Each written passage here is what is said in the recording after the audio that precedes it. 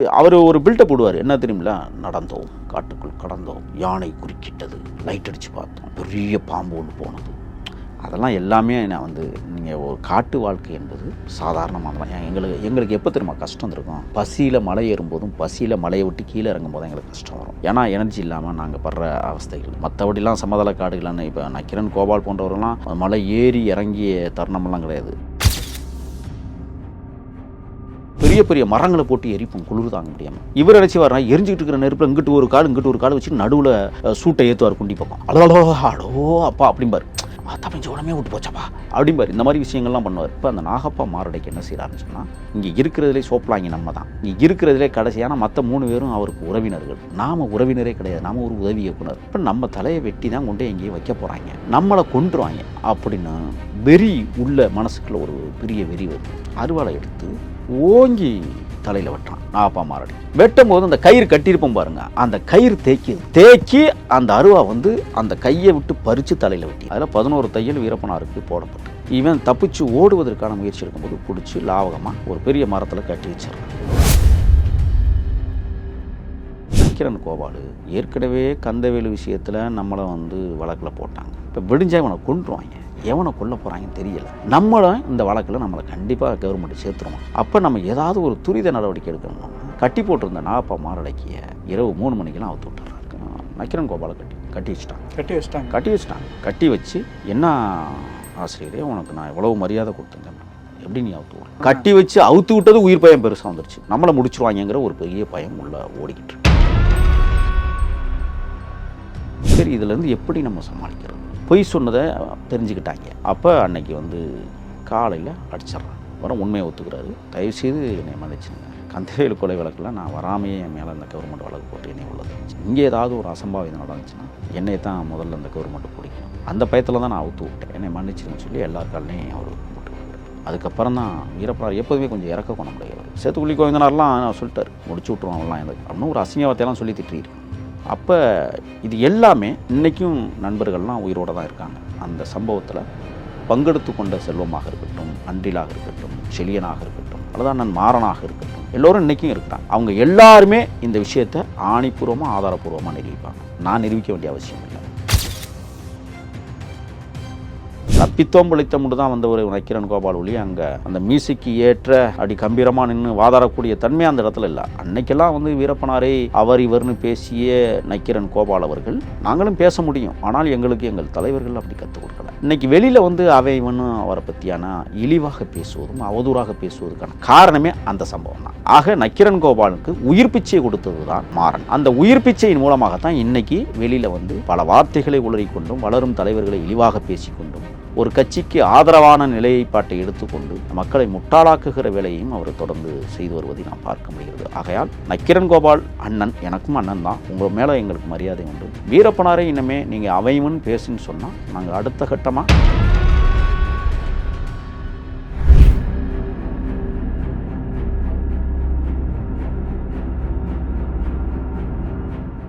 Real one நேயர்களுக்கு வணக்கம். இன்று நம்மளுடைய நேர்காணலுக்கு தமிழ் தேசிய ஆதரவாளரான திரு முகிலன் அவர்கள் நினைச்சிருக்காங்க. சார் வணக்கம்.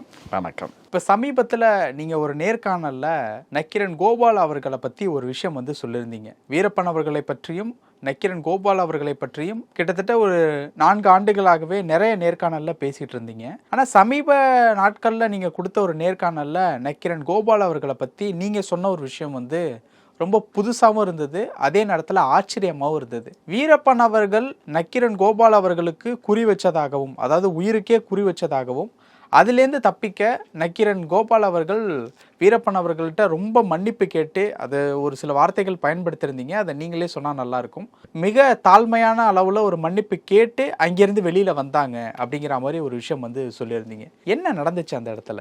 1993ஆம் ஆண்டிலிருந்து நக்கீரன் கோபால் அவர்கள் ஒரு கடுமையான உழைப்பை செலுத்தியிருந்தார் வீரப்பனாரை சந்திப்பதற்கு. அதற்காகவே பிரத்யேகமாக காடு ஓரங்களில் இருக்கிற நிருபர்களை அவர் கூப்பிட்டு பேசியிருக்கிறார். காடு ஓரத்தில் சேலம் மாவட்டம் மேட்டூர் வட்டம் கொளத்தூர் அருகே இருக்கிற பெரியதண்டா என்கிற கிராமத்தைச் சேர்ந்தவர் சுப்பு. அவருடைய அண்ணன் ராம்சி, அவர் வாடகைக்கு விவசாயம் செய்து வந்தார் நிலங்களில். வயலை ஒத்திக்கி வாங்கி அது காடு ஓரம், அந்த வயக்காடை தாண்டின உடனே காடு தொடங்கிடுது. என்ன மாதிரி விவசாயம் அதெல்லாம்? பொதுவாக சோளம், பருத்தி, இது இல்லாமல் சின்ன வெங்காயம், நெல் பயிர், வேர்க்கடலை, இந்த மாதிரி. அப்புறம் வரகு போடுவாங்க. இந்த மாதிரியான விவசாயங்கள் மழை இல்லாத காலங்களில் வரகு போட்டு விவசாயம் பண்ணக்கூடிய ஒரு பகுதி அது. அதை சுற்றி இருக்கிற சின்னத்தண்டா, நாயக்கன் தண்டா, நீதிபுரம் போன்ற பகுதிகளில் இந்த மாதிரியான விவசாய முறைகள் அதிகம், அளவுக்கு அதிகம். கிட்டத்தட்ட ஒரு 80,000 ஏக்கர் நிலப்பரப்பு கொண்ட பகுதி அந்த பகுதி மட்டுமே. ராம்சி வந்து அங்கே எப்போதுமே தோட்டத்தில் தான் படுத்து தூங்குவார். அவருக்கு அங்கே வந்து ஒரு கட்டடம் இருக்குது. இரவு நேரத்தில் மோட்டார் கொட்டகை என்று சொல்லுவார்கள். அந்த கொட்டகையில் தான் அவர் படுத்து தூங்குறது. என்ன காரணம் அப்படின்னா, காட்டு விலங்குகளில் அதிகமாக வந்து காட்டுப்பன்றிகள் வந்து விவசாயத்தை துவம்சம் செய்யும். எப்பாவது ஒரு முறை வந்து செல்கிற யானை, இதை பாதுகாக்க வேண்டும் என்பதற்காக மின்வேலிகளையும் போட்டிருப்பாங்க. அதை மீறியும் இந்த காட்டுப்பன்றி உள்ள நுழைஞ்சு எல்லாத்தையும் நாசம் பண்ணிடும். சோளத்தை நாஸ்தி பண்ணாது, ஆனால் வேர்க்கடலையெல்லாம் துவம்சம் பண்ணிடும்.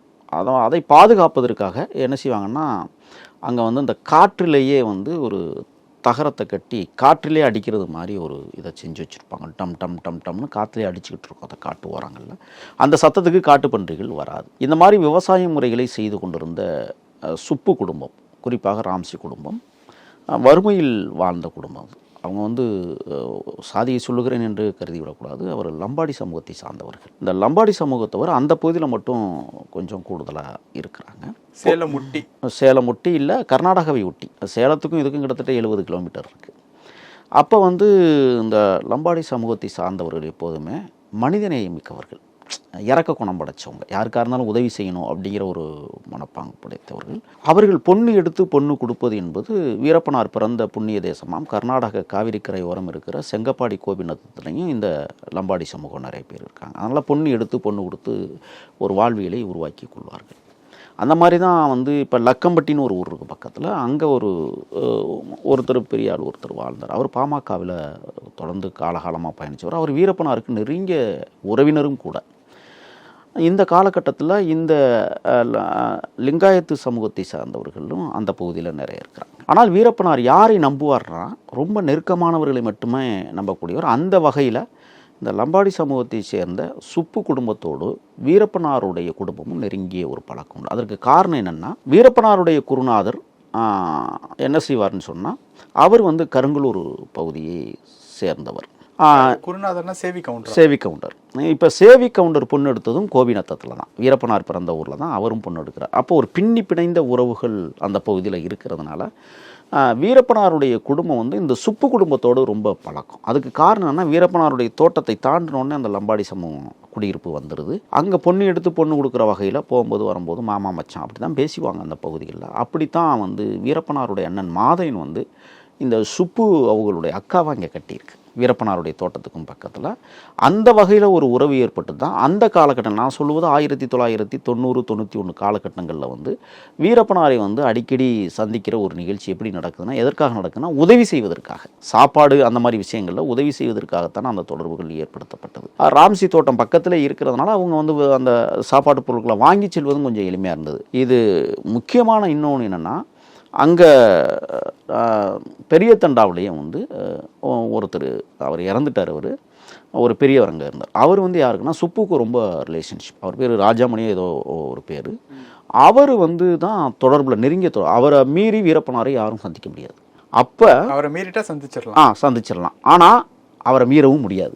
அவரும் நம்ப மாட்டார், யாரையும் நம்ப மாட்டார். வெளியிலேருந்து வர்றவங்கள யாருமே நம்ப மாட்டார். காட்டுக்குள்ளே அனுப்புறதுனா கூட அங்கே ஒரு கேட்டு போட்டிருப்பாங்க. அது ஒச்சரப்பன் கோயிலுக்கு அங்கேருந்து ஒரு 17 கிலோமீட்டர் நடந்து தான் போகணும், காட்டு வழிச்சாலை. அங்கே ஒரு கோயில் இருக்குது. உள்ள கோயில்னா கட்டட கோயில், எல்லாம் வேலு ஊனி இருக்கும். இங்கே அந்த வேலுகளில் கூட யானையை கூட வந்து என்ன செய்யணும்னா அடித்து ஒடிச்சு வளைச்சலாம் வச்சுருக்கும் வெறித்தனமாக. மேலே பார்த்தீங்கன்னா வீரப்பனார் வந்து ஒரு நேர்த்திக்கடனுக்காக ஒரு பெரிய வெங்கல மணி கொட்டி ஒரு மரத்தில் தொங்கும். அதை கூட அதிரடிப்படை என்ன செஞ்சாங்கன்னு சொன்னால் அவுத்து எடுத்துகிட்டு போயிட்டு உபயம் வீரப்பன் எழுதுகிற இடத்துல முன்னாடி திருடன்னு ஆணியை வச்சு எழுதியிருப்பானுங்க. இப்போ நான் விரைவில் போகிறேன், இப்போ இன்னும் ஒரு 15 நாளைக்குள்ள நான் போகிறேன். அந்த மணியை வந்து அங்கே இருக்கிற ஊர் பூசாரிகள்கிட்ட கேட்டுட்டு அவுத்து அந்த திருடனுங்கிற அந்த இதை வந்து அழிக்கிறதுக்காக நான் இப்போ கிளம்புறேன். அதில் மாவீரர்னு எழுதணும்னு நான் கிளம்புறேன். அது ஒரு புறம் இருக்கட்டும். இப்படியான தொடர்புகள் வருகிற போது சுப்பு வந்து என்ன செய்கிறாருன்னா, பத்திரிக்கையாளர் ஆகணும்னு ஒரு ஆசை. அவர் வந்து என்ன செய்கிறாருன்னா அடிக்கடி வந்து வீரப்பனாரை சந்திக்கிற ஒரு விஷயத்தில் வந்து ஏன் அந்த பையனே நம்ம பேட்டி இவங்கள்ட்டே கொடுத்துடலாமே. ஏன்னா தமிழ்நாட்டு அல்லது கர்நாடக அரசுகள் என்ன செஞ்சதுன்னா வீரப்பனாரை வந்து மாயாவி வீரப்பன் அவர் அப்படி ஒரு உருவமே இல்லை. இன்றைக்கி இருக்கிற மரியாதைக்குரிய செங்கோட்டையனார் அவர்கள் கூட சட்டமன்றத்திலே சொன்னார், அவர் இங்கே கிடையாது, அவர் மும்பை பக்கம் தப்பிச்சு ஓடிட்டார்லாம் சொன்னாங்க. அப்போ முன்னுக்கு பின் ஒரு அந்த காலகட்டங்கள் 91 95 வரை அவர் நடத்திய அதிரடி தாக்குதல்கள் வந்து அதிபயங்கரமானவை. அதில் தான் பாலாறு குண்டுவெடிப்பு விஷயம், அதுக்கப்புறம் மாதேஸ்வரம் மலை இன்ஸ்பெக்டர் தினேஷ், அதுக்கப்புறம் கர்நாடக எஸ்பி ஹரிகிருஷ்ணா, சஹில் அகமது திருப்பியும் மாதேஸ்வரம் மலை இன்ஸ்பெக்டர், இந்த போன்ற தாக்குதல்கள். அதில் ஹரிகிருஷ்ணா சஹில் அகமது தாக்குதலில் 38 அதிரடிப்படை வீரர்கள் இறந்தார்கள். ஆனால் அரசு பொய் கணக்கு காட்டி வெறும் 6 பேர்னு முடிச்சுக்கிட்டாங்க. இந்த மாதிரி சம்பவங்கள் உக்கிரம் அடைகிற போது வீரப்பனாரை பற்றியான தவறான தகவல்கள் வெளியில் பரவியது. அப்போ அதை வந்து நான் வந்து வெளி உலகத்துக்கு நான் உண்மையை சொல்லணும்னு அவர் ஆசைப்படுகிற போது தான் ஏதாவது ஒரு நல்ல பத்திரிக்கையாளர்களை நீங்கள் வர வச்சிங்கன்னா நம்ம பேட்டியை கொடுத்துடலாம் அப்படின்னு சொல்லும்போது அந்த காலகட்டத்தில் இந்த நக்கீரனில் வந்து என்ன சொல்லியிருந்தாங்கன்னா, காட்டு ஓரத்தில் இருக்கிற நிருபர்கள் வீரப்பனாரை சந்தித்தால் நீங்கள் நக்கீரனில் இணைந்து கொள்ளலாம் அப்படிங்கிற ஒரு விஷயத்தை கோபால் அறிவிக்கிறார். அப்போ பார்த்திங்கன்னா கொளத்தூர் பகுதிக்கும் சேலம் ஆத்தூர் பகுதிக்கும் எந்த விதமான தொடர்பும் கிடையாது. கிட்டத்தட்ட ஒரு 100-120 கிலோமீட்டர் தொலைவில் இருக்கிறது. ஆத்தூர் பகுதியைச் சேர்ந்த சிவசுப்பிரமணியன் அப்படிங்கிற ஒரு கேமராமேன், அவர் வந்து முதல்ல வந்து என்ன செய்கிறாருன்னா, அவர் நிருபரும் கிடையாது, ஒன்றும் கிடையாது, அவர் கேமராவாக எடுத்துகிட்டு போய் படம் எடுக்கணும் அப்படின்னு ஆசைப்படும் பொழுது தான் அவர் ஏற்கனவே வேறொரு பத்திரிக்கையில் வேலை செஞ்சுருக்கிறாரு. அப்போ உடனடியாக நக்கீரன் கோபால் வந்து என்ன செய்கிறார், நீங்கள் சந்திச்சின்னா நம்ம கம்பெனியில் நீங்கள் வேலை செய்யலாம் அப்படிங்கிற ஒரு உத்தரவை போட்டதுனால அவர் என்ன செய்கிறாருன்னு சொன்னால் கேமரா பயிற்சி நக்கீரன்லேயே எடுக்கிறார். நக்கீரன் கொடுக்குற அந்த காலத்தில் அந்த 360 ஒரு கேமரா இருக்குங்க தெரியுமில்ல உங்களுக்கு, பேனாசோனிக், அந்த கேமராவில் வந்து பயிற்சி எடுத்து போகணும் அப்படின்னா ஒழுங்காக கூட அந்த பயிற்சி எடுக்கல, அவசர கதியில் அன்றைக்கி. ஆனால் அவர் சந்திக்கணும்னு சொல்லி அவசரப்படுத்துகிறாரு. இப்போ சுப்பு தான் எல்லா வேலையுமே செய்கிறார், வீரப்பனாரை பார்ப்பது செய்வது. ராம்சி தான் அதுக்கு வழிகாட்டுறாரு. இந்த ராஜாமணின்னு சொன்னேன் பாருங்கள், அவரும் கூடவே போகிறாரு. நீங்கள் அந்த ஒச்சிரப்பன் கோயிலும் நான் ஒன்று சொன்னேன் பாருங்கள், அதுக்கு பக்கத்தில் தான் தாமரைக்கரை, தட்டக்கரை, பேச்சிலிட்டி, தேவர்மலை, மடம், மணியாச்சி பள்ளம் போன்ற பகுதியிலிருந்து ஊறி வருகிற மலை காட்டு தண்ணீர்கள் அந்த பாலாறாக உருவாகி காவேரியில் வந்து கலக்கும். அந்த பாலாறுங்கிறது வந்து அந்த ஒச்சிரப்பன் கோயிலுக்கு மேற்கு புறம் இருக்குது. அந்த ஆற்றை தாண்டோன்னா ஒரு பெரிய ஆலமரம், அந்த ஆலமரத்துக்கு பக்கத்தில் தான் வந்து இவர் முதலாக அவங்கள சந்தித்து ஒரு பேட்டி எடுக்கணும். அப்படிங்கும்போது பேட்டி அன்னைக்கு கொடுக்கல. அவர் என்ன செய்யலாம், புகைப்படங்கள் எடுத்துக்கோங்க, ஏற்கனவே கருப்பு வெள்ளை மீசை தெரிய ஒரு புகைப்படம் மட்டும்தான் இருக்குது. அப்போ அந்த காலகட்டத்தில் நக்கீரன் பிரத்யேகமாக சுப்பு என்ன செய்கிறாருன்னா போட்டோ எடுத்து நக்கீரனுக்கு அனுப்புகிறார். ஆஹா நம்ம டீம் ஜெயிச்சிட்டாங்க அப்படின்னு சொல்லி தான் நக்கீரன் கோபால் என்ன செய்கிறாருன்னா வீரப்பனாரோடு சந்திக்கணும், எப்படியாவது முடிச்சிருங்க அப்படின்னு அந்த கேமரா பயிற்சியெலாம் கொடுத்து அந்த சிவசுப்பிரமணியங்கிற ஒரு கேமராமேனை காட்டுக்குள்ளே அனுப்பி அந்த வேலையெல்லாம் நடக்குது. அதுக்கப்புறம் பேட்டி, அந்த முதல் சந்திப்பு சந்திச்சுட்டு வர்ற ஒரு மக்கானாலே வந்து தான் பாலாறு குண்டுவெடிப்பு மிகப்பெரிய அளவில் தாக்குதல் நடைபெற்றது. அதற்கு பிறகு அவங்கள சந்திக்கணும்னு நல்ல வேலைக்கு அது என்ன நடந்துச்சுன்னா அவங்களே புகைப்படம் மட்டும் எடுத்துகிட்டு நீங்கள் கிளம்பிடுங்க, எங்களுக்கு நிறைய வேலை இருக்குன்னு சொல்லிட்டு போயிட்டாங்க. ஏன்னா நாளைக்கு ஒரு பெரிய தாக்குதல் நடத்த போகிறாங்க, அதை அவங்க மைண்டில் வச்சுட்டு போயிட்டாங்க. அதுக்கப்புறம் அந்த தாக்குதலாம் முடிச்சதுக்கு பிறகு கொஞ்ச நாள் கழிச்சு 96 தான் அதுக்கப்புறம் பேட்டி, நிழல் படங்கள் மட்டுமல்ல அந்த காட்சி படங்களும் பதிவு செய்யப்பட்டது 96. அப்போ தான் அவர் எல்லா உண்மைகளையும் சொல்கிறார். நான் யார், எங்கேருந்து வந்தேன், எப்படி வந்தேன், எதுக்காக மாறினேன், என்னோட எத்தனை பேர் வேலை செஞ்சாங்க, என்னுடைய அந்த வழியில் நான் எப்படியெல்லாம் கடந்து வந்தேன் அப்படிங்கிறது ஆணித்தரமாக அரசுக்கு சவால் விட்டு அந்த காட்சியில் வந்து பேசினதில் நக்கீரன் கோபால் ஒரு மிகப்பெரிய தொகையை அதில் பார்த்தாங்க. சன் தொலைக்காட்சிக்கு வந்து அதை விற்று அன்னைக்கு வந்து தேர்தல் களம் 96 சட்டமன்ற தேர்தல் எவ்வளவுக்கு வித்தாங்க? அது எனக்கு கிடைத்த தகவல் 6 கோடி ரூபாய்க்கு வித்ததாக அவங்க அந்த காலகட்டத்திலேயே 6 கோடிக்கு வித்ததாக சொன்னார்கள். அப்பவே 6 கோடி. கலாநிதி மாறன். ஆமாம், கலாநிதி மாறன்ட்ட அது என்ன செய்கிறாங்கன்னா அதுதான் ஆட்சி மாற்றத்துக்கும் வித்திட்டது. அது காரணம் என்னன்னா 91 to 95 வரை அம்மையார் ஜெயலலிதாவுடைய ஆட்சி மிக மோசமான கொடுங்கோன்மையான ஆட்சியாக தமிழ்நாட்டில் நடைபெற்றது. ஒன்று சிதம்பரம் பத்மினி கற்பழிப்பு வழக்கு, இரண்டாவது வாட்சாத்தியில் நடைபெற்ற 18 பெண்களின் கற்பழிப்பு சம்பவங்கள், அதுக்கப்புறம் வந்து பார்த்தீங்கன்னா மகாமகம் குளத்தில் போய் குளிக்க போகிறேன்னு சொல்லி ஒரு 108 பேர் மரணம். அதற்கு பிறகு பார்த்தீங்கன்னா வளர்ப்பு மகன் சுதாகரன் அப்படிங்கிற ரீதியில் ஒரு 100 கோடி ரூபாய் ஆடம்பர திருமண செலவு. இதெல்லாம் மக்களுக்கு ஒரு மிகப்பெரிய வெறுப்பை தந்ததாலும் அதற்கு பிறகு இறுதி காலகட்டத்தில் மக்கள் எப்போதுமே ஒரு மாதத்துக்கு அப்புறம் மறந்துடுவான் எல்லாத்தையும். ஆனால் அதை நினைவூட்டுகிற வகையில் வீரப்பனாருடைய அந்த பேட்டி கிராமங்கள் தோறும் தொலைக்காட்சிகளில் ஒளிபரப்பப்பட்டது. அந்த அதிர்வுகள் தான் 96 மரியாதைக்குரிய முன்னாள் முதல்வர் டாக்டர் கருணாநிதி அவர்கள் ஆட்சி பீடத்தை அமர்த்தினார்கள். எப்போதுமே கருணாநிதிக்கும் ஜெயலலிதா ஆட்சிக்கும் ஒரு சின்ன வேறுபாடுகள் இருக்கிறது வீரப்பனார் விஷயத்தில். நீங்கள் என்னட்டையெல்லாம் நிறைய விஷயத்தில் சொல்லும்போது ஒன்று சொல்லுவார், அதையும் நான் பதிவு பண்ணிட்டு போகலான்னு நினைக்கிறேன். ஏன்னா அது முக்கியமான பதிவு, அது எங்கேயும் சொல்லப்படாத பதிவு. உலகத்தில் 3,68,000 மேற்பட்ட ஜீவராசிகள் வாழுதுங்க. ஆமாம், எந்த ஜீவராசியாவது ஆணும் காதலிச்சு பார்த்துருக்கீங்களா? எந்த ஜீவராசியாவது பொண்ணு காதலிச்சு பார்த்துருக்கீங்களா? இந்த கேடுகட்ட மனுஷ சாதியில் பொண்ணு லவ் பண்ணுறாளாமியா அப்படின்னு சொன்ன விஷயங்கள் இருக்குல்ல. நக்கீரன் கோபால் வந்து என்ன செஞ்சார்னா அதை ஒரு மிகப்பெரிய அரசியலாக எடுத்துகிட்டு வர்றாரு. அவர் திமுக ஆதரவாளர் என்பதற்காக வீரப்பனாரையும் திமுக ஆதரவாளராக மாற்றுவதற்கான முயற்சிகள்லாம் நடந்தது. அவர் வந்து பண்ணாங்க. அது என்னென்னா, இவர் வந்து கருணாநிதி தான் உங்களுக்கு சப்போர்ட்டிவாக இருப்பார், கருணாநிதி தான் உங்களுக்கு ஆதரவாக இருப்பார் அப்படிங்கிற மாதிரியே இவங்க கொண்டே கருணாநிதியை பற்றி ஒரு பிரம்மத்தை உருவாக்கியவர் நக்கீரன் கோபால். அவர்கிட்ட பேசும்போது அவர் வந்து அப்படியா அந்த தலைவர் நல்ல தலைவரா? ஏன்னா அந்த பேட்டியிலே நீங்கள் கூர்ந்து கவனிச்சிங்கன்னா அவர் சொல்லுவார், எல்லாருமே சொல்லுவார், ஐயா மருத்துவர் ஐயா ராமதாஸை சொல்லுவார், வைகோவை சொல்லுவார், அதுக்கு ரஜினி பற்றி ரஜினி எல்லாம் அதுக்கு கடைசியாக தான் சொல்லுவார். இப்படி ஒவ்வொருத்தராக சொல்லி வருவார். அவர் எல்லாத்தையும் சொல்லி வருகிற போது கலைஞரை வந்து ரொம்ப தூக்கி பேசுவார். அதுக்கு காரணம் என்னென்னா நக்கீரன் கோபால் தான். இவர் நடுநிலைமையாக அங்கே போயிருந்தாருன்னு சொன்னால் அவர் நடுநிலைமையோடு ஒரு தமிழ் தேசிய அரசியல் தளத்தில் உறுதியாக இருந்த ஒரு மனிதர், எந்த அரசியல் பக்கமும் சாயாதவர். எல்லாரும் சொல்லுவாங்க இல்லை பாமக பக்கம், அதெல்லாம் ஒன்றுமே கிடையாது. பாமகவுடைய தலைவராக இருந்த ஜி.கே. மணி வந்து அதே பெரிய தண்டாவில் தான் வந்து தமிழாசிரியராக வேலை செஞ்சவர். அவருக்கும் ஒரு ரிலேஷன்ஷிப்பே இருக்குது, ரத்த உறவே இருக்குது. ஆனால் அவரை நம்ப மாட்டார் எப்போதுமே. இந்த மாதிரி காலகட்டத்தை நக்கீரன் பயன்படுத்தி கொண்டார். எப்படி பயன்படுத்தி கொண்டார்னா, வீரப்பன்னா நம்மளை மீறி அங்கே யாரும் சந்திக்க கூடாதுங்கிறதுல ரொம்ப கவனமாக இருந்தாங்க. அதை மீறியுமே 96 வந்து நெற்றிக்கன் ஆசிரியர் மணி வந்து சந்தித்த நிகழ்வு, அதுக்கு பிறகு அங்கே ஏற்பட்ட அவமானங்கள், மணிக்கு ஏற்பட்ட அவமானங்கள். அதுக்கப்புறம் பார்த்தீங்கன்னா அவருடைய சட்ட ஆலோசகர் அங்கே ஒருத்தர் மாட்டிக்கிட்டார் உள்ள. அவர் வந்து பார்த்தீங்கன்னா அதெல்லாம் ரொம்ப கருமமான செயல். அவங்க மாட்டிக்கினது பண்ணதெல்லாம் என்னென்னா அங்கேயும் ஒரு அடி விழுந்தது. அதையும் நான் சொல்லிட்டு போகணும்னு நினைக்கிறேன். நெற்றிக்கன் ஆசிரியர் வந்து அங்கே மாட்டும்போது அதுக்கு பேச்சுவார்த்தைக்கு போனவர் வந்து அந்த சட்ட ஆலோசகர், அந்த நெற்றிக்கன், அவர் பேர் எனக்கு சரியாக நினைவில்லை.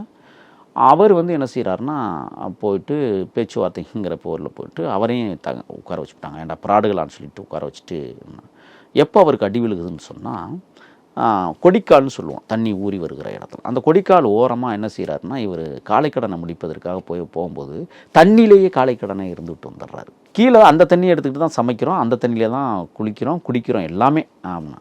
அப்போ நம்ம ஆட்களில் ஒருத்தர், ஆனால் அந்த மாதிரி அதில் ஆனால் எப்படி அந்த தண்ணியை குடிக்கணும்னா எங்கே அவன் சொல்லி அதாவது வழக்கறிஞர்களுக்கு பேராசிரியராக இருக்கக்கூடிய அந்த ஆளை கூட்டிகிட்டு வந்து ஓங்கி 4 பலார்னாரா, நீலாம் படிச்சிருக்கிறியா என்ன சொன்னேன், உனக்குலாம் அறிவில்லை, அந்த தண்ணி தான் தானே குடிச்சா எடுத்துக்கிட்டு சமைச்சு சாப்பிட்றோம், அதில் போய் அவனை சொல்லுவானா, நீலாம் ஒரு 100 பேருக்கு வாத்தியார்னு வேற சொல்லுவா, காரி துப்புடாரு. இந்த மாதிரி விஷயங்கள் காட்டுக்குள்ளே நடந்ததுக்கு பிறகு அதுங்க நக்கீரன் என்னென்னா அதை ஒரு டேக் ஓவர் பண்ணுறாங்க.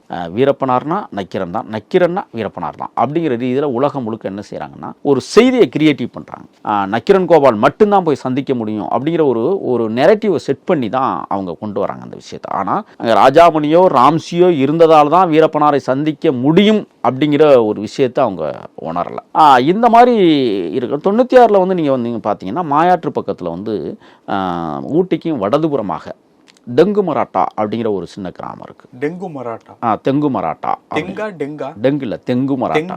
ஆமாம், அங்கே நீங்கள் போய் பார்த்தீங்கன்னா தெங்கு மரகடா அப்படின்னு வந்து அவங்க எழுதியிருப்பாங்க. அந்த ஊரில் இருந்து வடபுறமாக இருக்கிற அந்த பாலாற்றை, அதாவது அந்த பவானிசாகர் அணைக்கு வருகிற தண்ணீர்லாம் அந்த பள்ளத்தாக்கு பகுதியிலேருந்து தான். அந்த பள்ளத்தாக்குகளில் வச்சு தான் 2வது பீட்டி 1996 அவர் இதை கொடுத்தாரு. அது வந்து ரொம்ப தொலைவு நடக்கணும். நீங்கள் ஏற்கனவே நான் சொன்ன அந்த பாலாற்றினுடைய அந்த ஆலமரத்திட்ட சந்தித்த அந்த பேட்டிங்கிறது சாதாரணமானது, அது பேட்டியில் புகைப்படம். ஆனால் இதை விட ஒரு 20 மடங்கு தொலைவு நடந்து போகணும். அந்த மாதிரி இடம், அது பெரிய பள்ளத்தாக்குகள். இதில் அங்கே தான் போய் 2வது அந்த அசையும் காட்சியில் படம் எடுத்து ஒளிபரப்பினாங்க. அப்போ வீரப்பனார் என்றால் நக்கீரனை மட்டும்தான் நம்புவார் அப்படிங்கிற இங்கே ஒரு மாயையை உருவாக்கி விட்டார். அது உண்மையா? அப்படியெல்லாம் கிடையவே கிடையாது. வீரப்பனார் யாரை நம்புகிறாரோ அவரை சந்திச்சிருவார். நக்கீரனை மட்டும்தான் நம்பினார் அப்படிங்கிறதெல்லாம் கிடையவே கிடையாது. ஏன்னா இதுக்கு எடுத்துக்காட்டு நான் ஒன்று சொல்லணும்னு நினைக்கிறேன். 1998 கந்தவேலு அப்படிங்கிற அடிச்சே கொன்னது, அது காட்டுக்குள்ளே நடந்தது. அப்போ நான் எங்களோட மீட்சி படை காட்டுக்குள்ளே இருக்கிறோம். அப்போ வந்து ஆயுத பயிற்சிகள் மட்டும் இல்லை, தமிழ் தேசிய பயிற்சிகளும் அந்த காலகட்டத்தில் தான் கொடுக்கப்படும். அவர் வந்து பார்த்தீங்கன்னா ஈரட்டி பகுதியை சார்ந்தவர். அவர் சொந்த ஊர் வேற ஊர் சொல்கிறாங்க. அவர் அங்கே மளிகை கடை வச்சு நடத்திருக்காரு. அவர் வந்து அதிரடிப்படையினுடைய உளவு பிரிவுக்கும் கையாளாக இருந்தார், வீரப்பனாருக்கும் கையாளாக இருந்தார். 2 பக்கமும் அவர் கேமாடினார். ஆனால் கடைசியில் அவர் சயனடு குப்பிகளை கொண்டு வந்து அதிரடிப்படையினுடைய உளவு அமைப்புகள் கொடுத்து விட்ட சயனடை வீரப்பனாருக்கு கொடுத்து சோத்தில் கலந்து கொடுத்துடலான்னு சொல்லும் போது தான் ஏற்கனவே பேபி வீரப்பனை அவன் வந்து கொண்டு இருக்கிறான். நீங்கள் நக்கீரன் பார்த்தீங்கன்னு வச்சிங்களா, 96 ஒரு பேட்டி எடுக்கிறாங்களா, 97, 98, 99, 2000 இந்த 4 ஆண்டுகள் அவங்க காட்டுக்குள்ளே வரவே இல்லை. இந்த 4 ஆண்டுகளில் என்னென்ன நடந்துச்சுன்னு சொன்னால், ஒரு இஸ்லாமியர் ஒரு சின்ன தம்பி வந்து ஒருத்தர் அங்கே கொல்லப்படுறாரு. அப்புறம் நீங்கள் கந்தவேலு கொல்லப்படுறது, அதுக்கப்புறம் பார்த்தீங்கன்னா இன்னொரு மனிதரை கொல்றது, ஆள்காட்டி ஒருத்தரை கொல்றது, அதுக்கப்புறம் மேக்கிய ரங்கசாமி படுகொலை, அதுக்கப்புறம் பார்த்தீங்கன்னா மேக்கிய ரங்கசாமி படுகொலைக்கு முன்னாலேயே பேபி வீரப்பன் படுகொலை. இந்த நிகழ்வுகளுக்கெல்லாம் வந்து நக்கீரன் கோபாலுக்கு, நக்கீரன் டீமுக்கு தெரியவே தெரியாது. நம்ம போனதுக்கப்புறம் தான் யானைகளை வந்து அடிக்கக்கூடாது அப்படிங்கிற ஒரு விஷயத்த அது சத்தியப்பிரமாணமே நம்ம எடுத்தோம். மனிதவத படுகொலைகள் இன்னமே வேண்டாம் அப்படிங்கிறதையும் நம்ம ஒரு முடிவுக்கிறோம். ஆனால் வேறு வழியே இல்லாமல் இப்போ கந்தவேலு போன்றவர்களை கொல்ல வேண்டிய சூழல் ஏன் ஏற்பட்டதுன்னு சொன்னால், அவன் காட்டி கொடுக்குறவனா தெரிஞ்சது. துரோகிகள் அப்படிங்கிறதுல அவர் அடிக்கடி சொல்லுவார், எதிரியை மன்னிச்சிருவோம், துரோகியை ஒரு நாள் மன்னிக்க முடியாது, போட்டுருங்க அப்படின்ட்டு. இப்போ நீங்கள் இந்த கந்தவேலு கொலை வழக்குலாம் பார்த்தீங்கன்னு சொன்னால், நான் அழகாக எல்லா பேட்டிலையும் அதை நான் சொல்லியிருப்பேன். என்ன சொல்லியிருப்பேன்னா, இந்த புகைப்படம் எடுத்து கந்தவேலுவை கொண்டு அந்த புகைப்படம் எப்படி கொண்டாங்க அப்படிங்கிறதெல்லாம் எடுத்து அதை வந்து மணிகண்டனும் முத்துக்குமாரும் வெளியில் வரும்பொழுது தான் அந்த நக்கீரன் இதனுடைய அந்த கேமராமேன் சிவசுப்ரமணியன்ட்ட வந்து கொடுக்குறாங்க. அவர் கொண்டாந்து இங்கே கொடுத்து அது அட்டைப்படத்திலேயே பிரசுரமாகுது. வீரப்பன் வந்து கொண்டுட்டார் அப்படிங்கிற, கந்தவேலுங்கிறவரை கொண்டுட்டாருங்கிறது. அப்போ ஜெயலலிதாமையார் ஆட்சி நடைபெற்று கொண்டிருக்கிற அந்த நேரத்தில் வந்து என்ன செஞ்சாங்கன்னு சொன்னால், இப்போ இந்த கொலை நடக்குதுன்னு சொன்னால், இங்கே புகைப்படம் எடுத்திருக்குன்னு சொன்னால், அப்போ நக்கீரன் அங்கே தான் இருந்திருக்கான், அந்த கொலையை ஏன் தடுக்கலைன்னா அவர் மேலேயே ஒரு வழக்கு பதிவு செஞ்சது. இது ரொம்ப முக்கியமான சம்பவம். அதில் வந்து அந்த கேமராமேன் சிவசுப்ரமணியன் போன்றவர்கள்லாம் கைது செய்யப்பட்டு இந்த வழக்கில் தான் சிறையில் இருந்தாங்க. இப்போ 1999 இறுதி வாக்குகளில், நான் சொல்வது நவம்பர் டிசம்பர்களில், நவம்பர் 23 என்று கருதுகிறேன். ஏன்னா மாவீரர் நாளுக்கு 6 நாட்களுக்கு முன்பாக ராஜ்குமார் வந்து அவருடைய சொந்த மண்ணான அந்த தாளவாடிக்கு பக்கத்தில் இருக்கிற கிராமத்துக்கு வருவதாக எங்களுக்கு செய்தி வருது. அப்போ நம்ம வந்து என்ன செய்கிறோம்னா, அந்த தொட்டக்காசனூர் பகுதியை சேர்ந்த ஒரு நபரையே நம்ம ஆள்காட்டியாக போட்டிருக்கிறோம். நீங்கள் தகவல் சரியாக சொல்லுங்கள் அப்படின்னு. அன்னைக்கு வந்து உண்மையிலேயே அவரை வந்து அழைத்து செல்வதான ஒரு எல்லா ஏற்பாடுகளும் நடந்துருச்சு. அதுக்காகவே என்ன செஞ்சோம், காட்டுக்குள்ள பிரத்யேகமாக வந்து காராச்சேவெல்லாம் நிறைய நாங்களே புழிஞ்சி எடுத்து ஒவ்வொருத்தருக்கும் வந்து ஒவ்வொரு கிலோ 3/4 கிலோ அந்த மாதிரி பங்கிட்டு கொள்வோம். ஏன்னா யாரையாவது இந்த மாதிரி தூக்குறோம் அல்லது ஏதாவது ஒரு பெரிய சம்பவம் நடத்த போகிறோம்னு சொன்னால், அப்போ பசிக்கு வந்து அடுப்பு பற்ற வைக்க மாட்டோம். இந்த மாதிரி தின்னுக்கிட்டே போகணும். பசி வந்துச்சுன்னா அதை தின்னுக்கிட்டு தண்ணியை குடிச்சிட்டு போயிட்டே இருக்கலாம். எப்போவுமே இந்த கடலை மாவு உள்ளே போயிடுச்சுன்னா பசி எடுக்காது. அப்படிங்கிறது தான் அந்த இதை நாங்கள் செட் பண்ணி எல்லாமே ரெடி பண்ணி இருக்கும்போது பார்த்தீங்கன்னா, அன்னைக்கு ராஜ்குமார் வந்த உடனே கிளம்புற செய்தி வந்து நம்மளுக்கு தகவல் தவறாக இருந்தது. அப்போ தொட்டக்காசனூர் வர போயிட்டு நாங்கள் திரும்பி வந்துட்டோம். அன்னைக்கு அந்த திட்டம் வந்து ஃபெயிலியர் ஆகுது. அதற்கு பிறகு தான் என்ன செய்கிறாங்கன்னா, புனித் ராஜ்குமாரோடைய மகள் பிறந்தநாள், 1வது பிறந்தநாள், அது மட்டும் இல்லை, தான் உருவாக்கிய அந்த தோட்டத்தில் வந்து ஒரு ஆழ்துளை கிணறு, அந்த ஆழ்துளை கிணறுல பல இடங்களில் போட்டும் தண்ணி வரல, ஒரே ஒரு இடத்துல போடும்போது தண்ணி பீறிட்டு கிளம்ப, அந்த தண்ணி ரொம்ப சுவையாக இருக்குது, அது காட்டு ஓரத்தில். அப்போ இதை பார்ப்பதற்கு தான் அவர் வர்றார். அது 2000 வருஷம் ஜூலை மாதம் கடைசி தேதிகளில் ஒரு 30 அவர் வரும்போது ஜூலையில் தான் அந்த சம்பவம் நடக்குது.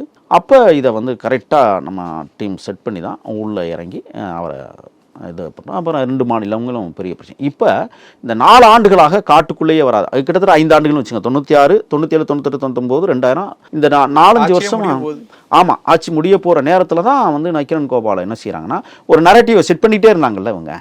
நக்கீரன்னா வந்து வீரப்பன்னா நக்கீரன் அப்படிங்கிற ஒரு விஷயம் இந்த 4 ஆண்டுகளில் அவங்க எங்கே போனாங்கன்னு யாருக்கும் தெரியாது. அவங்க காட்டுக்குள்ளேயும் நம்ம வரவிடலை. நாங்கள் எமக்கான வேலைகள் என்னென்னா, ராஜ்குமாரை வந்து தூக்கணும் அப்படிங்கிறதுல கிட்டத்தட்ட 3.5 ஆண்டு காலம் தாளவாடி பகுதியிலேயே நாங்கள் சுற்றிக்கிட்டு தெரியும். இதான் யதார்த்தமான உண்மை. இப்போ நாங்கள் படை வந்து 97 தான் போய் ஐக்கியமாகுது வீரப்பனாரோடு. 96 கூட இல்லை, 97 ஐக்கியமாகுது. அதாவது ஆகஸ்ட் மாதம் 3ஆம் தேதி தான் முதலாக தமிழ் தேசிய மீட்சி படை வந்து காட்டுக்குள்ள போகுது. கோபால் அவர்கள் உள்ள வர்றாங்க. இப்போலாம் அவர் வரவே இல்லை. நாங்கள் மீட்சி படை போனதுக்கு அப்புறம் ஒரு 3-4 ஆண்டுகள் அந்த கடத்தல். ஆமாம், கடத்தல்னு சொல்லக்கூடாது, அது அழைத்து சென்றுதல். ஏன்னா அவரே சொல்றார், நான் சந்தோஷமா இருந்தேன், என்னை யாரும் கடத்தலை, அவங்க என் விருப்பப்படி அவங்க கூப்பிட்டாங்க, நான் போயிட்டேன், காட்டுக்குள்ள நிம்மதியாக இருந்துட்டு தான் வந்தேன். அவர் ஒரு நாளும் எந்த இடத்துலையும் இது கடத்தல்னு பதிவு பண்ணுறது அது தேச விரோதம் நான் நினைக்கிறேன். ஏன்னா அது ஒரு அழைத்து செல்லுகிற விஷயம்.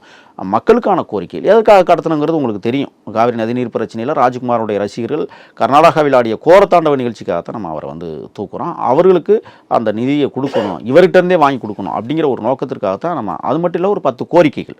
அதில் திருவள்ளுவர் சிலை, தமிழ் மொழியை 2ஆம் மொழியாக்க வேண்டும், இப்போ தேயிலை தோட்ட தொழிலாளர் பென்ஷன், இந்த மாதிரி நிறைய விஷயங்களை நம்ம வந்து அங்கே ஒரு விஷயத்த அரசுக்கு கோரிக்கையாக நம்ம மீட்சி படையும் விடுதலை படையும் வைக்கிறாங்க. அந்த கோரிக்கையில் வீரப்பனின் மூலமாக இதை பயன்படுத்தி கொண்ட நக்கீரன் கோபால் இப்போ அவருக்கு ஒரு வேலை, பெரிய வேலை வருது. என்ன, அரசு தூதுவர் அப்படிங்கிற ரீதியில். இப்போ ஏற்கனவே வந்து நீங்கள் பார்த்தீங்கன்னா 96க்கு பிறகு இந்த வனத்துறை அதிகாரிகள் ஒரு 10 பேர் 12 பேரை வந்து கைது பண்ணி வச்சுருந்தாங்க காட்டுக்குள்ளேயே. அதுக்கு இவர் தான் பேச்சுவார்த்தைக்கு போனார்.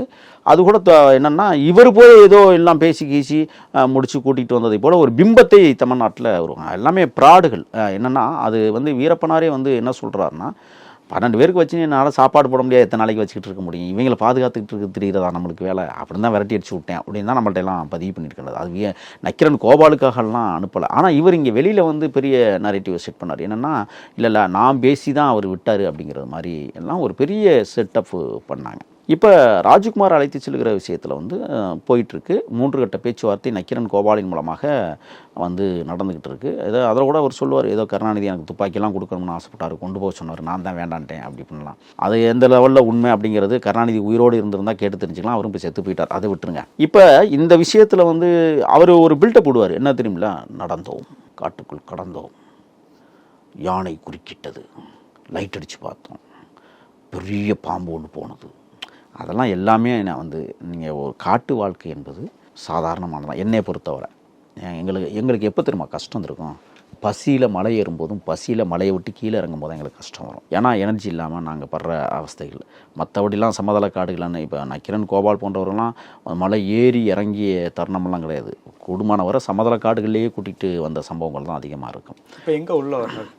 இப்போ வந்து நீங்கள் பார்த்தீங்கன்னா ராஜகுமாரை வந்து புதுப்பீர்க்கடவு என்கிற வனப்பகுதியில் தான் வச்சுருக்கோம். அதாவது அந்த காடு வந்து எப்படின்னா, தெங்கு மராட்டா சொன்னேன் பாருங்கள், அந்த வழியில் போகிறதுக்கான பவானிசாகரை தாண்டி வடதுபுறத்தில், அதாவது வடமேற்கு புறத்தில் தான் அந்த புதுப்பீர்க்கடவு இருக்குது. அங்கே தான் வந்து அது ஒன்றும் பெரிய காடு, பெரிய மலையெல்லாம் கிடையாது, ஒரு சின்ன மலை.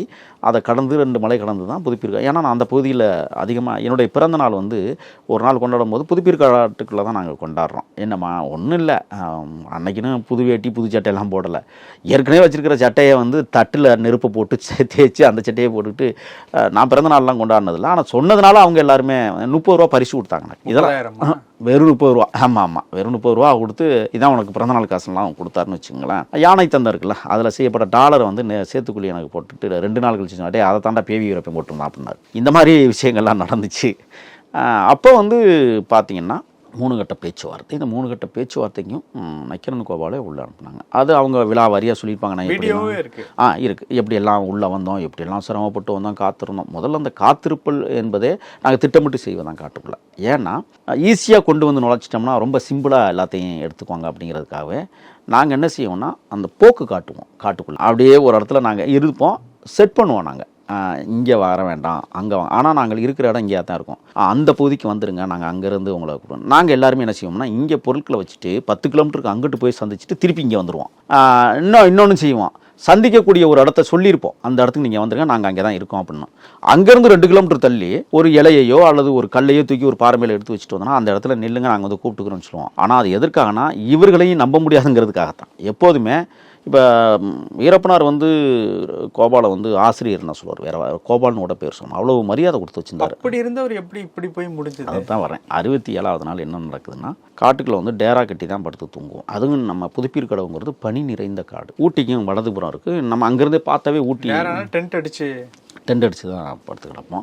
அது குளிருக்கு வந்து நீங்கள் எப்போதுமே வீரப்பனார் என்ன செய்வார்னா, குளிர் தாங்க மாட்டார். என்ன செய்வார்னு சொன்னால், போலிகள் என்று சொல்லக்கூடிய உயர்ந்த மலைத்தொடர்கள் இருக்கிற நடுப்பகுதியில் போய் உட்காந்துக்குவோம். தண்ணியெல்லாம் ஊறிப்போம். இங்கே அட்டையெல்லாம் நிறைய இருக்குது. அந்த அட்டையெல்லாம் உள்ளே போயிட்டு என்ன செய்யும்னா, உடம்புக்குள்ளே போய் ரத்தத்தை குடிச்சிட்டு வெளியில் வரும்போது இந்த தண்ணியில் வந்து விழுகும். ஆனால் உள்ளே போகிறதே தெரியாது. அந்த மாதிரி பகுதி தான் போலிகள்னு சொல்லுவோம். அந்த போலியில் வந்து சொதன்னு இருக்கும். அதில் ஒரு நல்ல இடமா தெரியும். அங்கே தான் அந்த உத்தராட்சி மரங்கள்லாம் நிறைய இருக்கும். இப்போ அங்கே வந்து என்ன செய்வோம்னு சொன்னால், பெரிய பெரிய மரங்களை போட்டு எரிப்போம் குளிர் தாங்க முடியாமல். இவர் அடிச்சு வரேன், எரிஞ்சிக்கிட்டு இருக்கிற நெருப்பில் இங்கிட்டு ஒரு காடு வச்சு நடுவில் சூட்டை ஏற்றுவார் குண்டி பக்கம். அடோ அப்பா அப்படிம்பார். அத்தா கொஞ்சம் உடனே விட்டு போச்சாப்பா அப்படிம்பார். இந்த மாதிரி விஷயங்கள்லாம் பண்ணுவார். அந்த மாதிரி தான் புதுப்பீர்க்கடவுல என்ன செஞ்சாங்கன்னா பனிக்காக அந்த டேரா கட்டு, அந்த டேரா கட்டும் போது நீண்ட கயிறு, ஒரு மரத்தில் ஒரு கயிறு கட்டி இன்னொரு மரத்தில் கட்டி இடையில டேராவை கட்டி இழுத்து 6 கம்பு ஊனி அடித்து அதை கட்டுவாங்க. அப்படி தான் அந்த டேரா கட்டுறது. அப்படி டேரா கட்டும்போது 3 குழுக்களாக வந்து பிரிஞ்சு படுத்து தூங்குறாங்க. ராஜகுமார் டீமும் ஒரு டீமும் அங்கே தான் வீரப்பனார் தங்குறாரு. அதுக்கு மட்டும் கோவிந்தராஜன் ஒருத்தர், அவர் வந்து பார்த்தீங்கன்னா சேத்துக்குழி கோவிந்தனார் அவருடைய கட்டுப்பாட்டில் இன்னொரு டென்னில் தூங்குறாங்க. இன்னொரு பக்கம் போராளிகள்லாம் அப்படி தூங்கிட்டு இருக்கிறாங்க. அந்த காலப்பகுதி கிட்டத்தட்ட பக்கம் இல்லை, ஒரு 1 கிலோமீட்டருக்கு அங்கிட்டு 1 கிலோமீட்டருக்கு அங்கிட்டு அப்படிங்கிறது. அப்போ சென்ட்ரி என்ன செய்யும்னு சொன்னால் இரவு பகல் சென்ட்ரி பார்ப்பாங்க. சென்ட்ரினா தெரியுதில்ல, அவங்க எல்லை காவல். மரத்து மேலேயே உட்காந்துருப்பாங்க. ஒரு மரத்தில் ஏறி உட்காந்து பார்த்தா அப்படி உலகமே தெரிகிற மாதிரி தெரியும். எங்கெங்கெல்லாம் யானை தடங்கள் இருக்கோ அந்த பகுதிகளில் உற்று கவனிப்பாங்க, யார் வர்றாங்களா யாரும் போகிறாங்களா அப்படிங்கிறது. இந்த மாதிரி காலச்சூழலில் தான் ராஜகுமாரோடு அழைத்து செல்லப்பட்ட திரைப்படத்தினுடைய உதவி இயக்குனர் நாகப்பா மாரடைக்கு அப்படிங்கிற ஒருத்தர். இந்த நாகப்பா மாரடைக்கு பார்த்தீங்கன்னா ஆள் போல்ட்டாக இருப்பார், ஆனால் ஷார்ட்டாக இருப்பார், வழுக்கத்தலை. முகமே பார்த்தீங்கன்னா ஒரு விகாரமாக இருக்கும். அந்த அந்த உருவமே அப்படி ஒரு விகாரமான உருவம். ஒட்டு மீசை மாதிரி கருணாநிதிக்கு வச்சுருக்கிற மாதிரி வச்சுருப்பார் அந்த மீசையை. யதார்த்தமாக வீரப்பனார் வந்து ஒரு நாள் என்ன சொல்கிறாருன்னா, என்ன தானே 2 மாநில அரசும் ஒன்றும் கேட்க மாட்டேங்குது, இதில் எவனாவது ஒரு தலையை வெட்டியை கொண்டு எங்கேயாவது வச்சுக்கிட்டு வந்தால் தான் கேட்பாங்க இவருக்கு, சரி பார்ப்போம் அப்படின்னு இப்படி விளையாட்டுத்தனமாக பேசுனது. அது வந்து உண்மையாக பேசலை. ஏன்னா அங்கே ராஜகுமாரை அழைத்துக்கிட்டு வரும்போதே பர்வதம்மாவுடைய கையில் சத்தியம் பண்ணிட்டு வர்றாரு, ஒரு நாளும் உன் கணவரையோ கூட வர்றவங்களையும் நான் எதுவும் பண்ண மாட்டேன், இது உன் தாலி மீது சத்தியம். ஏன்னா அந்த அம்மா இவ்வளோ அகலத்துக்கு சிவப்பு கலரில் நெத்தியில் பொட்டு வைப்பாங்க, அந்த பொட்டு மீதும் சத்தியம், உன் புருஷனை நான் உயிரோடு தான் அனுப்புவேன், எனக்கு சில கோரிக்கைகள் இருக்குது, அந்த கோரிக்கையில் நான் நிறைவேற்றிட்டு நான் உடனே அனுப்பிச்சிடுறேன் அப்படின்னு தான் சொன்னாங்க. ஆனால் அந்த 2 அரசுகளும் வேண்டும் என்று காலம் தாழ்த்தியது. 108 நாட்கள் இந்த 10 கோரிக்கைகளையும் நிறைவேற்றாமல் தடுமாறுகிறது தமிழ்நாடு அரசும் கர்நாடக அரசும். இந்த காலகட்டத்தில் தான் நக்கீரன் கோபால் 3வது கட்ட பேச்சுவார்த்தைக்கு உள்ளே வந்திருக்கும் போது தான் ஒரு சம்பவம் நடக்குது. அப்போ அந்த நாகப்பா மாரடைக்கு என்ன செய்கிறாருன்னு சொன்னால், இங்கே இருக்கிறதுலே சோப்பலாங்கி நம்ம தான், இங்கே இருக்கிறதுலே கடைசியான மற்ற 3 பேரும் அவருக்கு உறவினர்கள், நாம் உறவினரே கிடையாது, நாம் ஒரு உதவி இயக்குனர், இப்போ நம்ம தலையை வெட்டி தான் கொண்டு எங்கேயும் வைக்க போகிறாங்க, நம்மளை கொன்றுவாங்க அப்படின்னு வெறி உள்ள மனசுக்குள்ள ஒரு பெரிய வெறி வருது. என்ன வெறினா, இங்கே நம்ம வீரப்பனை வெட்டிட்டோம்னா நம்ம செத்தாலும் பரவாயில்ல அப்படிங்க. ஏன்னா அவர் கன்னட வெறியன், அந்த நாகப்பா மாரடைக்கணுங்கிறது கன்னட வெறியன். அவர் என்ன பண்ணுறாரு, கொடுவாக இருக்கிறார். இரவில் வரிசையாக படுத்து கிடக்கும்போது எப்போதுமே வீரப்பனார் வந்து என்ன செய்வார்னா, அரிசியோ பருப்பு மூட்டையோ தலைக்கு தூக்கி வச்சுக்கிடுவார். அந்த மூட்டைக்கு பக்கத்தில் என்ன செய்வார்னா, இந்த இடது பக்கம் துப்பாக்கி நீட்டி வச்சிருப்பார். அன்னைக்கு என்ன நடந்திருக்குன்னு சொன்னால், இவன் நம்மளை கொல்ல போகிறான்னு முடிவு எடுத்த நாகப்பா மாரடைக்கு கொடுவா, அதான் நாகப்பா மாரடைக்கு அந்த அருவா இருக்குல்ல, அதை தான் கொடுவான்னு சொல்லுவோம். அது என்ன செய்யணும், அங்கே பக்கத்தில் கடந்திருக்கு. அந்த அருவா இப்போ எதுக்காக இங்கே கடந்துச்சுன்னு சொன்னால், டேரா கட்டும் போது 6 கம்பு அங்கிட்டு இங்கிட்டு அடிப்போம்ல, அப்போ அதை வெட்டி செதுக்கிட்டு அடிப்போம், அந்த அருவானால தான் அடிப்போம், அந்த கட்டையை அடித்து உள்ளே இறக்கி. அப்போ அப்படி அடிச்சுவிட்டு அருவாவை அங்கனே போட்டாச்சு. அந்த அருவாலை எடுத்து என்ன செய்யறான்னா வீரப்பனாரை வெட்டுறதுக்கு முயற்சி பண்ணார். வீரப்பனார் எப்போதும் எப்படி இருப்பார்னு அப்படின்னு சொல்லிடுறேன். நாகப்பா வந்து வீரப்பா வெட்டுறது. அவர் வந்து ஃபர்ஸ்ட் ஆளாக படுத்து கிடக்கிறது, 2வது ஒருத்தர், 3வது 4வது ஆள் தான் இவர். அப்போ என்ன 5வது ஆள் நக்கீரன் கோபால், எல்லாம் வரிசையாக படுத்து கிடக்குறாங்க. இவர் என்ன பண்ணியிருக்கிறாருன்னா தூங்கலை, ஏன்னா நம்மளை தான் கொல்ல போகிறாங்கல்ல, அந்த பய உணர்வுல தூக்கம் எப்படி வரும், வராது. அப்போ என்ன செஞ்சுருக்குன்னா, வீரப்பனார் வந்து முதல்ல ஒரு கருப்பு, இந்த மலையூர் மம்பட்டி அம்போருன்னு சொல்லுவோம் தெரியுமா, கருப்பு ரெட்டும் வெள்ளையும் இருக்கும், பிளாக் கலரில், அந்த இதை முதல்ல போத்திக்கிடுவார். அதுக்கப்புறம் கனமான போர்வை, அந்த ராஜ்கோட் போர்வைன்னு சொல்லுவோம் பாருங்க, அந்த போர்வை வந்து மேலே போத்திக்கிடுவார். அதுக்கு மேலே கோணிச்சாக்கை போத்திக்கிடுவார், நீட்டாக கோணிச்சாக்கு இருக்குல்ல, அந்த சாக்கை போத்திக்கிடுவார். ஏன்னா குளிர் தாங்க மாட்டார் அவர் அப்படிங்கிறாங்க. ஆனால் என்ன செய்வார்னா, முகத்துக்கிட்ட மட்டும் உள்ளே இருக்கிற 2 போர்வையும் கீழே இறக்கி விட்டுட்டு இந்த சாக்கு கோணி இருக்குல்ல, அதை மட்டும் போட்டுக்கிட்டு தூங்குவார். ஏன்னா அந்த ஓட்டை இருக்குது பாருங்கள், அதுக்குள்ளே யார் யார் என்னென்ன நடவடிக்கை செய்கிறாங்கிறத ஒத்து கவனிப்பார். எப்போதுமே அப்படி தான் தூங்குவார். அன்னைக்கு அவர் என்ன செஞ்சுருக்கிறாரு, தூங்கிட்டார். அவர் லைட்டாக என்ன செய்வார்னா குரட்டை விடுவார். எப்படின்னா ரொம்ப அதிர்வாக குரட்டை விட மாட்டார், அப்படி ஒரு சவுண்டு வரும் அவர்கிட்ட இருந்து. இதை உணர்ந்து கொண்ட நான் அப்போ என்ன செய்கிறான், ஆனால் அது நடிப்பில்லை, உண்மையிலே தூங்கிட்டார் அன்னைக்கு. இல்லை குரட்டை விடுறது நடிப்பான்னு கேட்குறேன். இல்லை குரட்டை விடுறதுனா சில நேரம் குரட்டை விடுற மாதிரி இருக்கும், ஆனால் நடிப்பார். ஓகே, அவரை புரிஞ்சிக்கவே முடியாது, அந்த மாதிரி ஒரு கேரக்டர். இவன் என்ன பண்ணிட்டான், அருவாளை எடுத்து ஓங்கி தலையில் வெட்டுறான். நாகப்பா மாரடைக்கு வெட்டும் போது அந்த கயிறு கட்டியிருப்போம் பாருங்க, அந்த கயிறு தேக்கி அந்த அருவா வந்து அந்த கையை விட்டு பறித்து தலையில் வெட்டி, அதில் 11 தையல் வீரப்பனாருக்கு போடப்பட்டது. அதை போட்டது இந்த சைடில் தலையிலே. அப்போ ரத்தம் பீறிட்டு ஓடிட்டு இருக்கு. இதை கேள்விப்பட்டு 1 கிலோமீட்டர் அந்த புறம் இருந்த மாறன் குரூப்பு உடனே ஸ்பாட்டுக்கு வந்துடுறாங்க. ரத்தம் போயிட்டுருக்கு, துண்டால் வச்சு, அவர் எப்போதுமே ஒரு சோப்பு துண்டு தலையில் கட்டிக்கிறதுக்காக வச்சுப்பார், வேர்வை தொடப்பார், அந்த துண்டை வச்சு அந்த ரத்தத்தை கட்டுப்படுத்துகிறாங்க. இவன் தப்பிச்சு ஓடுவதற்கான முயற்சி இருக்கும்போது பிடிச்சி லாவகமாக ஒரு பெரிய மரத்தில் கட்டி வச்சிடுறாங்க. யாரை, நாகப்பா மாரடைக்கிய. பக்கத்தில் யார் இருக்கா, நக்கீரன் கோபால், ராஜகுமார், இவங்கெல்லாம் இருக்கும்போது ராஜகுமாருக்கு ஒரு பெரிய பயம் வந்துருச்சு. என்ன பயம்னா, இந்த மாதிரி ஒரு சம்பவத்தை இவன் பண்ணிட்டானே, நம்மளையெல்லாம் நீ உயிரோட விட மாட்டாங்க அப்படிங்கிற ஒரு பயம் வந்த 4 பேருக்கும் தொத்திக்கிச்சு. நக்கீரன் கோபாலுக்கு இப்போ என்ன பிரச்சனைன்னு சொன்னால், தான் நம்ம இருக்கும்போது இப்படி பண்ணிவிட்டானே, ஏற்கனவே கந்தவேல் கொலை வழக்கில் நம்மளை இப்படி சேர்த்துவிட்டாங்க, இப்போ அது இல்லாத வழக்கு, நம்ம போட்டாவை போட்டதுக்கு நம்ம அங்கே இருந்தோம்னு சொல்லிவிட்டாங்க, இப்போ நம்ம கூடவே இருக்கிறோம், என்ன ஆக போதோ ஏதாக போதோன்னா அந்த ஆளுக்கு ஒரு பயம். இந்த மாதிரி காலகட்டங்களில் தான் என்ன செய்கிறாங்கன்னா, சரி இரவு நேரம் அவனை பிடிச்சி கட்டுங்கன்னு சொல்லி கட்டி வச்சுக்கிட்டு எதுவாக இருந்தாலும் விடிஞ்சு பார்த்துக்குவோம் அப்படின்னு சொல்லிட்டு இந்த ரத்தத்தை கட்டுப்படுத்துவதற்காக மாறனே என்ன செய்கிறாருன்னா தையல் போடுறாரு.